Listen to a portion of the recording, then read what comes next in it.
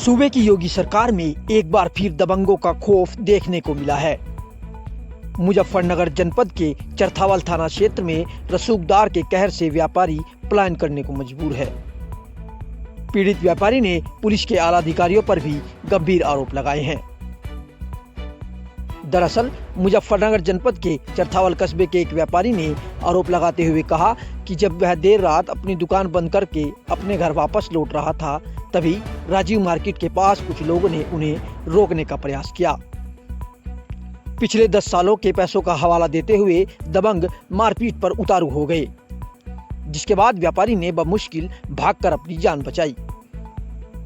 पीड़ित व्यापारी ने थाने पहुंचकर गुहार लगाई है। वहीं पीड़ित व्यापारी ने पुलिस पर भी आरोप लगाते हुए कहा कि जबरन पुलिस उन पर दबाव बनाकर तहरीर बदलवा रही है। साथ ही सरकार से गुहार लगाते हुए कहा कि अगर जल्द ही इन रसूखदारों पर कार्रवाई नहीं हुई तो वह पलायन करने पर मजबूर होंगे। चरथावल से संजीव कुमार की रिपोर्ट। मामला, हम रात को अपनी दुकान बढ़ाकर 9:30 बजे करीब दोनों भाई घर जा रहे थे और रास्ते में कुछ दबंगों ने हमारे पे जो दुकानदारी थी हमारी छीनने की कोशिश करी और हमसे मारपीट की और हमसे 5 लाख रुपए की और मांग की और हमसे कहा कि हम अगर पैसे नहीं दिए होंगे तो हमें कस्बा छोड़ना पड़ेगा और हमें पैसे देने पड़ेंगे। किस बात को लेकर झगड़ा हुआ? झगड़ा हमारे से पैसे छीनने के इसलिए जो हमारे पास पैसे थे और उन्होंने कहा कि हमें पैसे और चाहिए।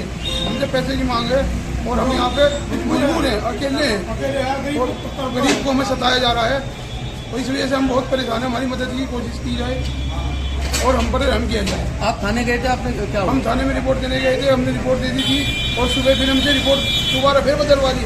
हमें दबा डरा धमका कर। किसने बदलवा दी? वो जो इंचार्ज थाना अध्यक्ष इंचार्ज है उन्होंने कहा कि इस रिपोर्ट को बदलो और ये जो लूट की रिपोर्ट तुमने दे रखी है झूठी है।